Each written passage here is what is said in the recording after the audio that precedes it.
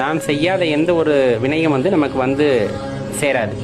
அப்படி ஒன்று வருது, அதை இறைவன் நமக்கு கொடுக்கின்றார் அப்படின்னா நல்லா தெரிந்து கொள்ள வேண்டியது, அது எங்கோ நாம் கடன் மிச்சம் வைத்திருக்கின்றோம் அப்படிங்கிறத அதிலிருந்து தெளிவாக புரிஞ்சுக்கணும். ஏதோ ஒரு ஜென்மத்தில் யாரோ ஒருத்தருக்கு நம்ம செஞ்ச வினையானது இப்பொழுது நமக்கு திரும்பி வருகிறது அப்படின்றது தெளிவாக தெரிஞ்சுக்கணும். அப்படி ஒரு பக்குவப்பட்ட மனதுக்கு நம்ம வந்துட்டோம் அப்படின்னா பகைவர்களை கூட நேசிக்கக்கூடிய ஆற்றலை நாம் பெற்று விடுவோம். சாதாரண விஷயம் அல்லவல்லவா?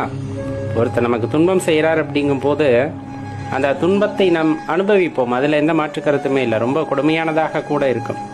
ஆனால் இது எனக்கு அதுவாக நடந்திருக்குமா அப்படின்னு யோசிச்சா ஏதோ ஒரு காலகட்டத்தில் நான் யாருக்கும் ஒன்று செஞ்சது திரும்பி வருது. ஏன்னா இந்த கர்மா அப்படிங்கிறது சாதாரண விஷயம் கிடையாது.